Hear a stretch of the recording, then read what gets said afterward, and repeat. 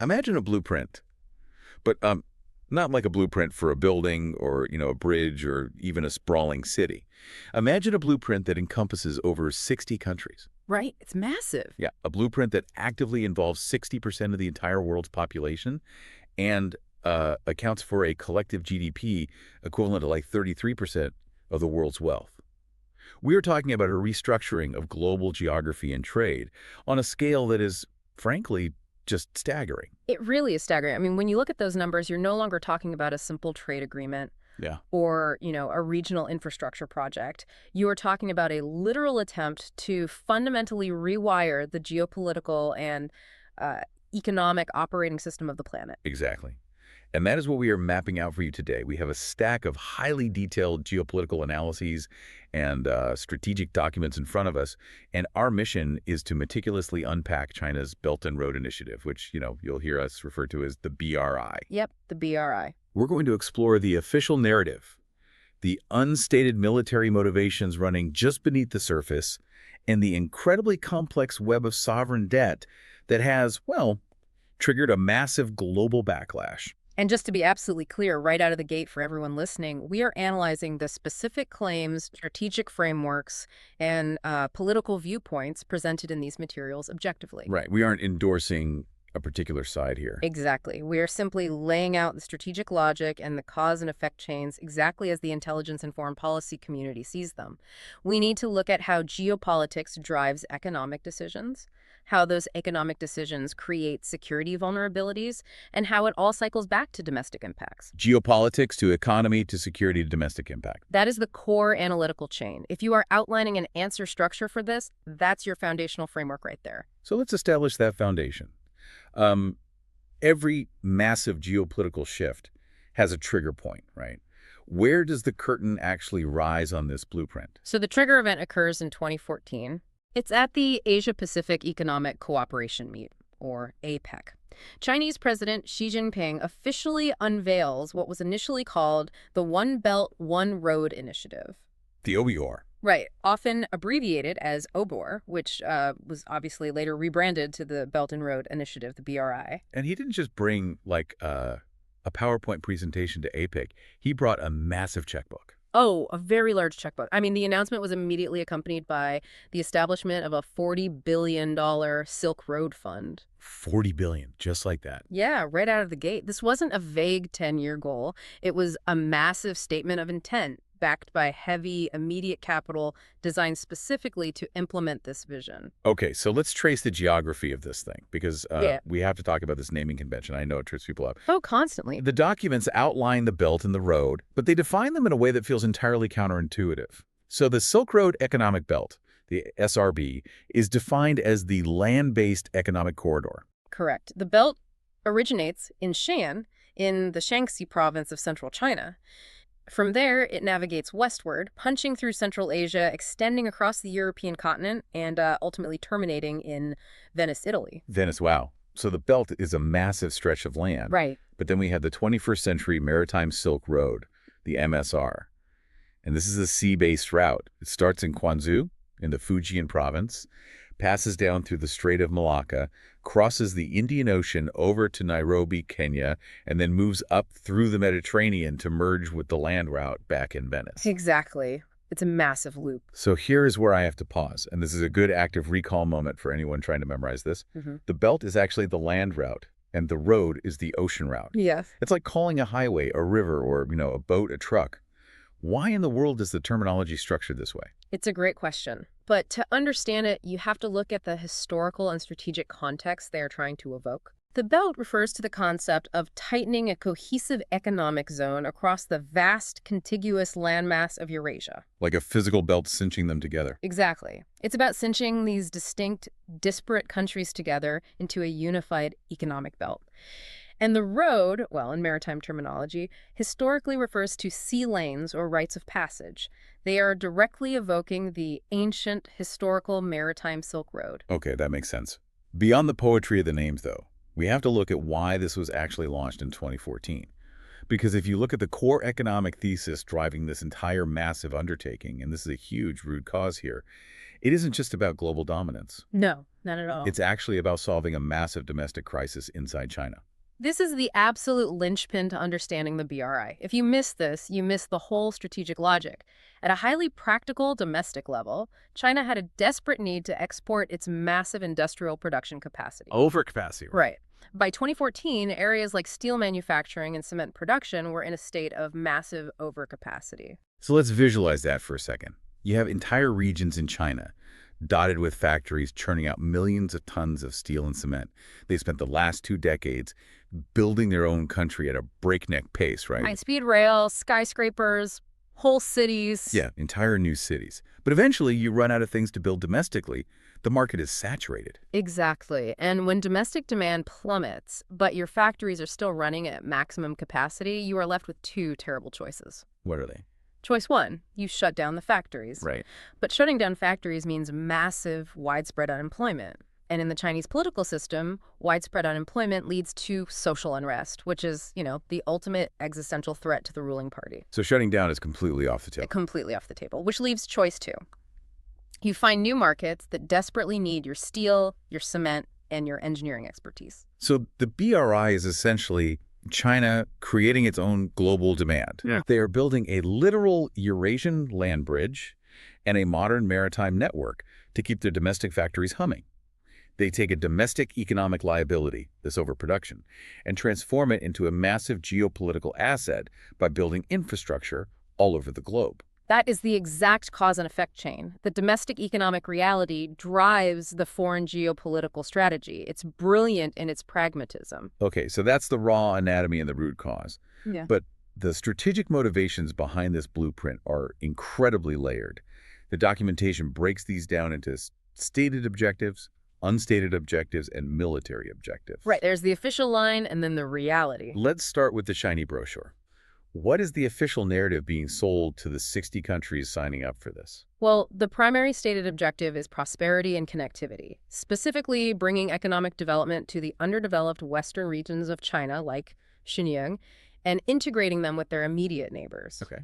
They are pitching a seamless movement of goods, services, information, and people across the Eurasian landmass. Like a rising tide lifts all boats. Let us build your roads and we will all get rich together. That is the official framing, yes. Another critical stated objective is energy security through the diversification of import sources. Right, because China's manufacturing sector requires an absolute ocean of imported energy to function. Exactly. And that brings us to the unstated objectives, which is where the real geopolitical maneuvering happens. We already covered the first one, exporting domestic overcapacity. But what else is going on beneath the surface? The secondary unstated objective is establishing and maintaining unassailable political influence over their immediate neighborhood and key trading partners. Leverage. Yes, leverage. It's a fundamental rule of geopolitics. If you control the roads, the railways, and the deep-water ports that a nation relies on for its economic survival, you inherently wield massive political leverage over that nation's leadership. You are pouring concrete, but you are actually building leverage. I love that way of framing it. And the documents also mention this strategy is designed to counter the China threat theory. Yeah, the China threat theory. For years, there has been a prevailing view in many Western and regional capitals that China's rise is inherently aggressive. Like a disruption to the global order. Right. So by framing the BRI as a cooperative, wealth-generating infrastructure sharing project, Beijing hopes to aggressively soften its global image. The message is, we aren't a military threat. We are the indispensable engine of your future economic growth. But, and this is a huge but, that messaging directly contradicts the third category of motivations, which are the explicit military and security objectives. This is where things get really intense. Right, because this is where the BRI goes from being a massive construction company to a grand strategic chess game. There's a specific piece of strategic terminology we need to unpack here because it explains almost everything about the maritime routes. The Malacca vulnerability. Yes. If you are taking notes, underline Malacca vulnerabilities. This is arguably the most important strategic concept in modern Asian geopolitics. Okay, let's break it down. To understand it, you have to look at the map. The Strait of Malacca is a narrow stretch of water situated between the Malay Peninsula and the Indonesian island of Sumatra. It is the primary shipping lane connecting the Indian Ocean to the Pacific Ocean. And it is incredibly narrow and incredibly congested. Very much so. And crucially, it is the exact route through which the vast majority of China's imported oil from the Middle East flows. Right now, China's economic lifeblood travels through a massive, highly vulnerable choke point. So in a time of severe conflict, if a rival power like, say, the United States Navy or India were to blockade the Strait of Malacca. China's economy could be effectively starved of energy in a matter of weeks. Wow. Their factories would stop, their military would be grounded. That is the Malacca vulnerability. So if I'm sitting in Beijing looking at that map, that narrow strait gives me actual nightmares. How does the BRI solve this?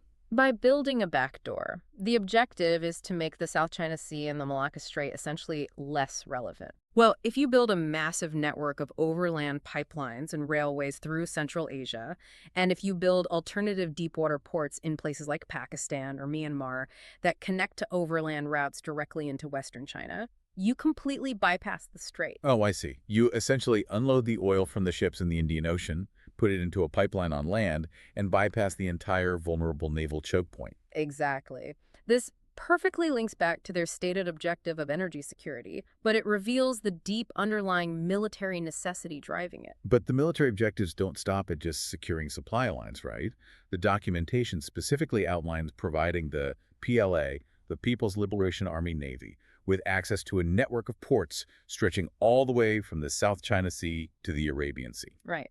And this brings us to the concept of dual-use infrastructure, another key term to remember. Dual-use infrastructure. Yeah. When Chinese state-owned companies build a state-of-the-art deep-water port in a foreign country, they're ostensibly building it to handle massive commercial container ships. Sure, for trade? But the engineering required to dock a massive commercial vessel is the exact same engineering required to dock a naval destroyer, or a submarine, or a military surveillance ship. So you build it for trade, but you design it so your Navy can use it. Right. By funding and controlling this string of ports across the Indian Ocean, China is effectively creating the logistical infrastructure for a true blue water navy. A Navy that can operate globally. Exactly. A navy that can project military power far away from its own shores. It gives them a physical presence and a greater say in the volatile regions of West Asia and Africa. And the overarching geopolitical goal here, as explicitly stated, is to compete with U.S. influence and counter perceived containment efforts. Right. Because from Beijing's perspective, the U.S. has spent decades building a ring of containment around China, alliances with Japan, South Korea, the Philippines, partnerships with India. The Indo-Pacific strategy. Exactly. The BRI is the strategy to shatter that containment ring. By creating an entirely new, alternate economic and logistical architecture across Eurasia, they render those traditional containment strategies largely obsolete. There's also a highly practical military objective mentioned in the sources, humanitarian assistance and disaster relief, or HADR. Which sounds completely benign. Yeah, it sounds like Red Cross work. But think about the logistics of it. With millions of Chinese engineers, laborers, and corporate executives deployed globally to build these massive projects, China now has a massive diaspora in potentially unstable regions. Right. If a civil war breaks out in Africa or the Middle East, as we saw in Libya or Yemen, China needs the sovereign logistical capability to extract its citizens quickly.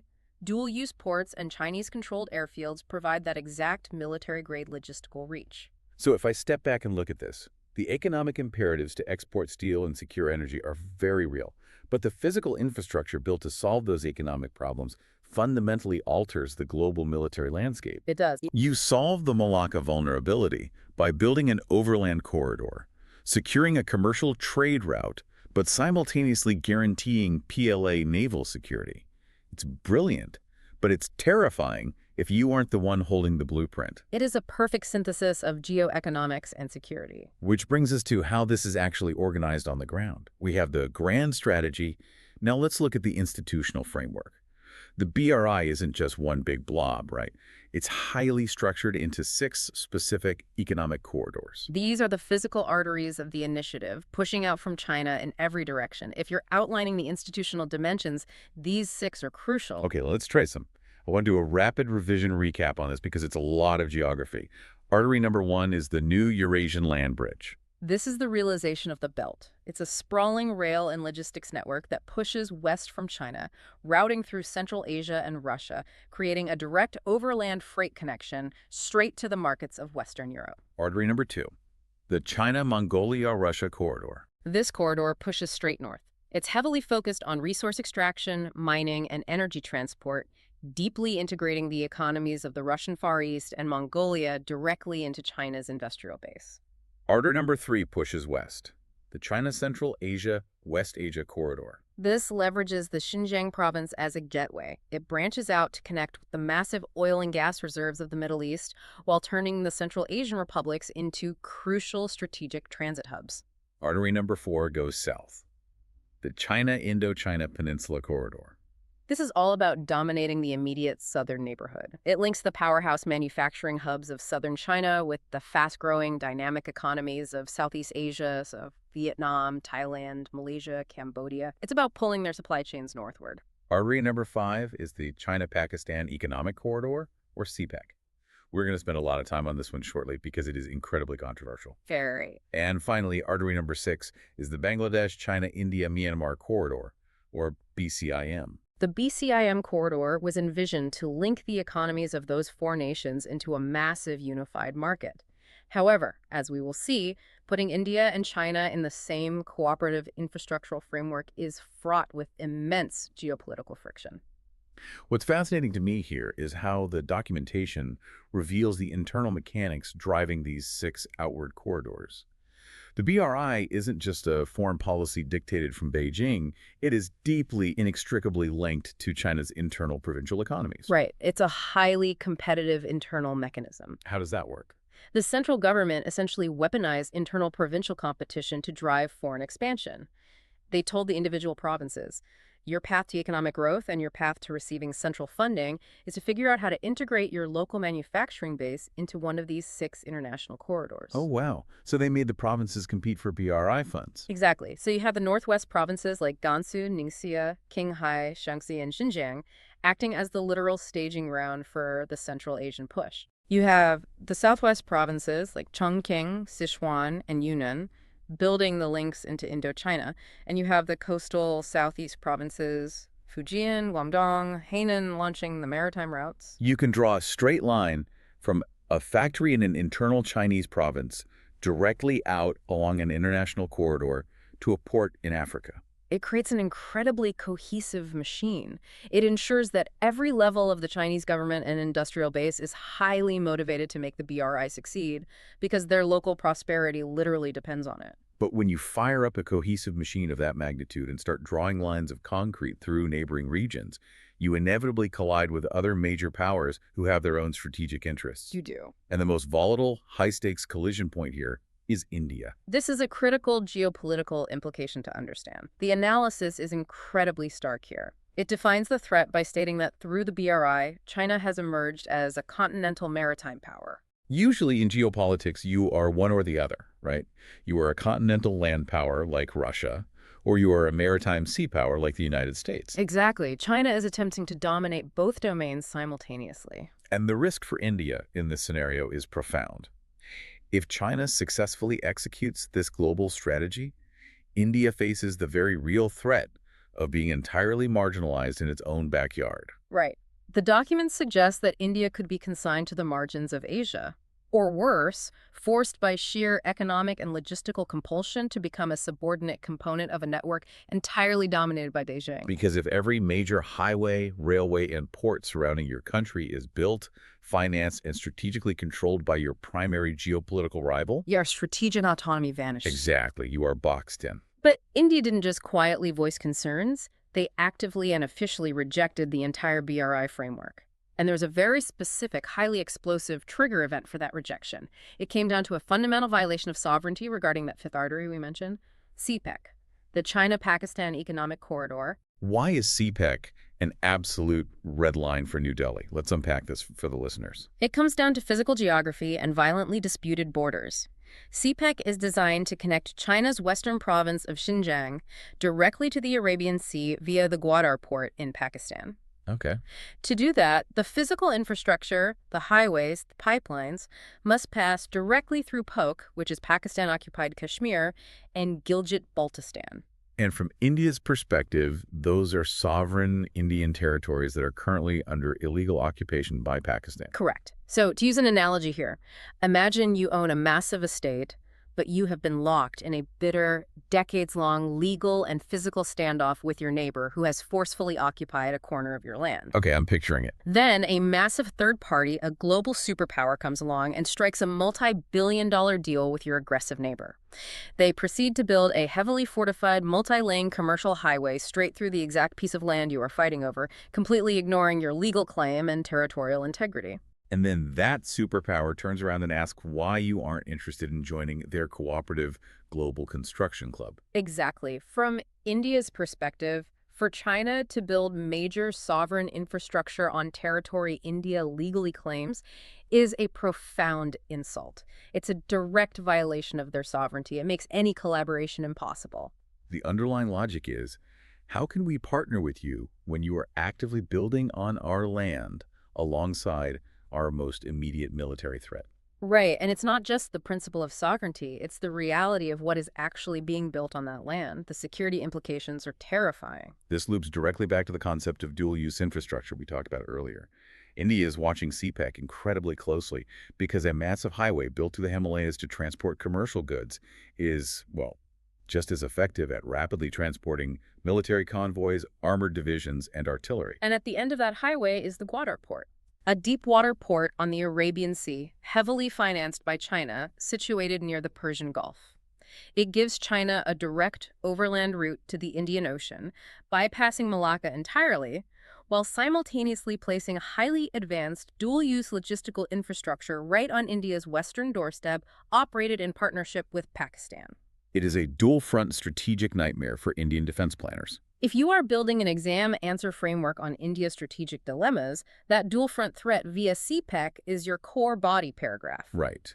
But India's vocal pushback over sovereignty was just the canary in the coal mine, because soon a much larger global pushback began to materialize, and it wasn't about borders, it was about the actual mechanics of how these multi-billion-dollar projects were being funded. This brings us to the core of the controversy: debt trap diplomacy. Debt trap diplomacy. This is where the narrative of a cooperative win-win initiative really begins to fracture. The intelligence lays out a highly specific, highly predatory modus operandi. Let's start with who China was targeting. The strategy specifically targeted low- and middle-income countries, LMICs. These are nations that have a desperate, legitimate need for modern infrastructure, airports, power grids, seaports, but absolutely lack the domestic capital or credit rating to build them. But the analysis goes a step further. It suggests they weren't just looking for poor countries, they were looking for specific types of governance. Yes, the strategy often honed in on nations ruled by monarchs, dictators, or highly centralized military rulers who were more likely to be pliable. Leaders who didn't have to answer to aggressive opposition parties, independent judiciaries, or a free press. Basically, leaders with minimal domestic oversight. Exactly. The documents specifically point to the Maldives under President Yamin as a prime example of this targeting. Okay, so you find a country hungry for cash, led by a strong man who can sign a deal without too much domestic pushback. What is the actual mechanism of the trap? The foundation of the strategy relies on funding these massive infrastructural projects by extending enormous sovereign loans. And it is crucial to emphasize, I cannot stress this enough, these are loans, not grants. Right. This is not foreign aid. This is a global bank extending lines of credit with strict repayment terms and collateral requirements. And what makes these loans different from, say, borrowing from the IMF or the World Bank? Opacity. The agreements signed between the Chinese state banks and these host nations were almost uniformly secretive. The host countries were often contractually prevented from revealing the interest rates, the repayment schedules, or the collateral terms to their own citizens or to international financial watchdogs. Which raises a massive question for me. If a leader knows they are taking on astronomical national debt, and the terms are so harsh they have to be kept secret from their own parliament, why sign the paper? Right. What is the psychological or political hook that makes them say yes? It is the allure of the ribbon-cutting ceremony. Infrastructure is highly visible, undeniable proof of progress. For a leader in a developing nation, delivering a gleaming new international airport or a massive suspension bridge during their tenure is a massive political victory.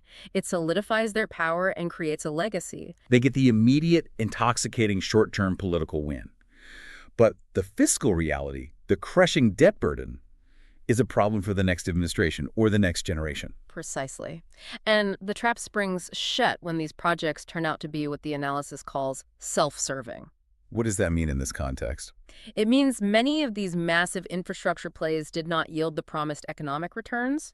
If you build a state-of-the-art deep-water port, but the global shipping routes don't naturally shift to utilize it, that port isn't generating the millions of dollars in customs and docking fees required to service the debt. So the revenue projections fall flat, the grace period on the loan expires, and suddenly the nation is staring down a sovereign default. What happens then? Does China just forgive the debt? Absolutely not. And this is the end game of debt trap diplomacy. Yeah. When a nation cannot pay back the massive loans, they are forced to compromise their sovereignty by leasing the assets directly to China. Wow. They hand over control of the ports, the airports, or grant exclusive rights for the mining of critical minerals. So China doesn't actually want the cash back. The cash was just the bait. They want the geopolitical asset. Exactly. It seamlessly converts financial debt into physical, sovereign, territorial control. It's geoeconomics weaponized into security. This isn't just theory either.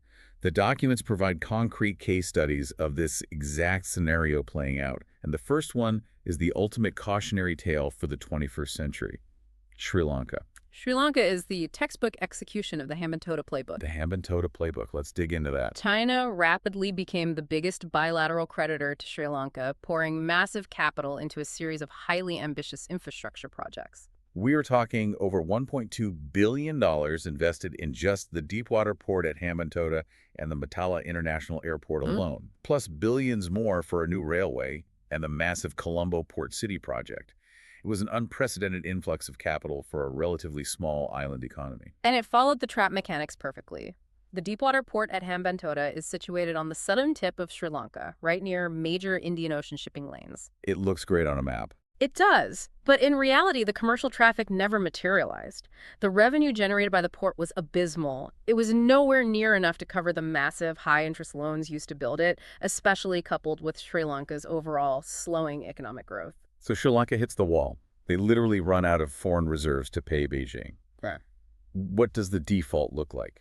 Under immense financial coercion, the Sri Lankan government had no choice but to restructure the debt by granting a 99-year lease of the Hambantota port and thousands of acres of surrounding land directly to a Chinese state-owned enterprise. Let that sink in. A 99-year lease. You are ceding sovereign control of a major maritime asset for 3 generations. It is an utter compromise of sovereignty, but let's look at the ripple effects. We go from an economic default to a massive geopolitical and security crisis. Because Hambantota isn't just any port. Right. It's a deep-water port located just off the southern tip of India. The analysis points out that having uninhibited access to Hambantota provides China with a profound strategic military advantage. Dual-use infrastructure again. Yes. As Sri Lanka fell deeper under Chinese influence to manage their debt, they were compelled to allow the visits of Plan People's Liberation Army Navy surveillance and tracking ships to dock at Hambantota. A commercial port, built with a secret loan, becomes a forward operating base for Chinese naval intelligence gathering, sitting right in India's backyard. Naturally, this severely strained Sri Lanka's ties with India and alarmed the entire Indo-Pacific region. It proved that the dual-use infrastructure threat was real and that the debt trap was the mechanism to activate it. And if Sri Lanka is the cautionary tale that already happened, case study number 2 is the slow-motion train wreck currently unfolding, Pakistan. We discussed CPEC regarding India's territorial sovereignty earlier, but the domestic economic impact on Pakistan itself is just staggering. Since CPEC was launched in 2015, Chinese lending to Islamabad has increased exponentially. The estimates here are terrifying. Out of Pakistan's total foreign debt of roughly $90 billion, economists estimate that around $19 billion is owed directly to China. China has surpassed Japan, the Paris Club, and all multilateral institutions to become the absolute biggest bilateral lender to Pakistan. The entire Pakistani economy is structurally tethered to and dependent upon Chinese debt forbearance. And the conclusion the intelligence draws is grim. It states very clearly that it's highly likely Pakistan will fall prey to the exact same debt trap as Sri Lanka. If Pakistan defaults and China demands equity in the Gwadar port or massive concessions over the CPEC infrastructure, the geopolitical shift would be seismic. You'd have sovereign Chinese control over a port at the mouth of the Persian Gulf. It is the Hambantota playbook scaled up to a massive regional level. Exactly. There's a third case study mentioned here, and it actually highlights something fascinating about the global psychology surrounding the BRI. The text discusses assets in East Africa, and it specifically mentions strong media reports accusing the Kenyan government of handing over the Entebbe International Airport to China. Now, anyone with a map knows Entebbe International Airport is in Uganda, not Kenya. The source document literally accuses the Kenyan government of forfeiting a Ugandan airport. But rather than just dismissing this as a typo, it actually reveals something profound about the atmosphere at the time. It does. It perfectly captures the sheer panic and chaotic media environment that began to surround Chinese infrastructure debt. The fear of sovereign defaults was so palpable, and the transparency of the loans was so non-existent that rumors were circulating wildly across the globe about massive national assets being seized overnight. It was a global hysteria. Every developing nation was suddenly looking at their shiny new bridge or airport and wondering if Beijing actually owned it. Exactly. And whether the specific geographic details in those media reports were accurate or not, the Chinese government realized they had a massive public relations crisis. They were forced to vehemently deny the reports to try and stem the bad publicity because the narrative of the predatory debt trap was taking firm hold. And that narrative shifted reality, which brings us to the final phase of this saga: global pushback and the weakening of the BRI. The secret was out. The Sri Lankan warning was heard loud and clear. How did the Global South react? They woke up. As the modus operandi became painfully evident, countries didn't just complain. They started taking aggressive policy measures. They began opening up the books on these opaque deals, reviewing their BRI projects, and either forcing massive renegotiations or outright canceling them. The dominoes started falling rapidly. Look at Malaysia. Right. Malaysia elected a new government that immediately took a hard look at a massive, multi-billion-dollar Chinese railroad project. They threatened to walk away entirely and successfully forced a renegotiation, reducing the overall cost of the project by a full one-third, clawing back massive amounts of national debt. Myanmar did the same thing. They reviewed a major port construction project on their coast.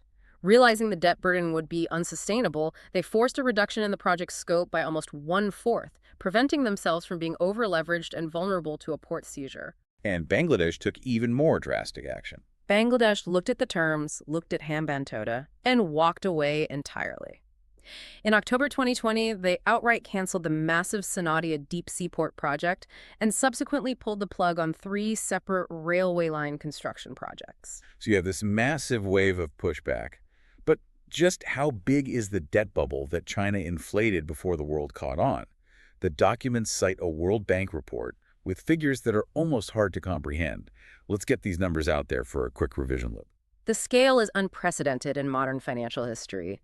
The World Bank estimates indicate that 165 countries owe a collective total of at least $385 billion directly to China. $385 billion of leverage spread across 165 nations. But the concentration is where it becomes strategically dangerous. The report states that 42 of those countries owe more than 10% of their entire national GDP to China. More than 10%. When a single foreign power holds over a tenth of your total economic output in debt, your foreign policy, your UN votes, and your strategic autonomy are fundamentally compromised. But out of all the statistics, out of all the geography we've covered today, there is one single metric in this analysis that blew my mind.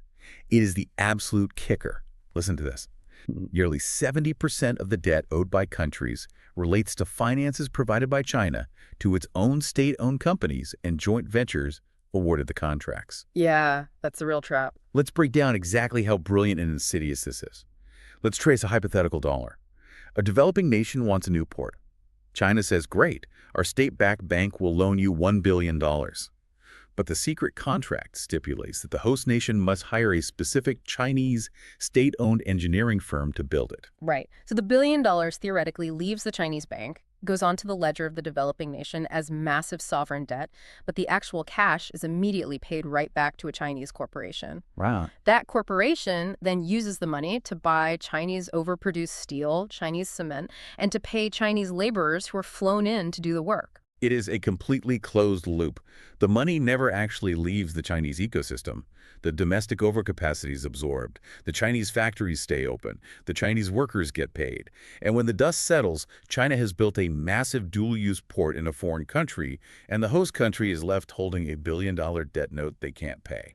It is a masterclass in grand strategy. It perfectly integrates domestic economic survival with aggressive global geopolitical expansion. They subsidize their own domestic industries, disguise it as cooperative foreign aid, and use the resulting debt to acquire strategic naval assets and political leverage worldwide. It is incredible. Let's do a final revision capsule and pull all these threads together to see the whole tapestry we've woven today. We started in 2014 with Xi Jinping and a $40 billion fund, driven by a desperate need to keep Chinese steel mills running. We mapped how that domestic necessity spawned the physical infrastructure of the six corridors, the land belt across Eurasia, and the maritime road across the Indian Ocean. We saw how this infrastructure was explicitly designed to solve the Malacca vulnerability, allowing China to bypass naval choke points while simultaneously building a string of dual-use ports to project PLA naval power globally. We looked at the intense friction this caused, specifically India's outright rejection of the initiative, because the China-Pakistan economic corridor drove a massive militarized highway straight through disputed sovereign territory. And finally, we unpacked the devastating mechanics of the debt trap. The opaque loans, the targeting of vulnerable leaders, and the ultimate conversion of financial default into sovereign territorial control, perfectly tragically illustrated by the 99-year lease of Sri Lanka's Hambantota port. It is a profound story of how concrete, steel, and secret loans can redraw the map of the world just as effectively and perhaps more permanently than armies and aircraft carriers. But as we wrap up this deep dive, I want to leave you with a provocative thought about the future. Okay, let's hear it. Everything we have analyzed today involves physical infrastructure. Deep water ports, highways cutting through the Himalayas, high-speed rail lines. We have seen how these tangible physical assets can be aggressively weaponized into geopolitical control through debt trap diplomacy. But look at the decades ahead. How might future invisible dependencies be weaponized using the exact same playbook? That is a fascinating question. If a sovereign nation can be economically and politically trapped by a seaport they can't pay for, what happens when their entire society becomes utterly dependent on a foreign power for their digital infrastructure? What happens when the loans are for national 5G networks or the subsea fiber optic cables that carry all their data? Or the rare earth mineral supply chains required to power their modern green economies? Are we simply going to see the Hambantota playbook transferred from concrete and steel to data centers and microchips? If they control the digital roads, do they control the country? It is a chilling question. And it's the exact kind of strategic extrapolation you need to be doing when analyzing global affairs. The physical map of trade is changing, but the underlying strategies of leverage, debt, and dependency remain exactly the same. The battleground is just shifting to the unseen infrastructure of the 21st century. Something to mull over as if you watch the news this week and see these deals being signed around the world. Keep questioning the map you are handed, look past the ribbon-cutting ceremonies, and always look for the unstated objectives.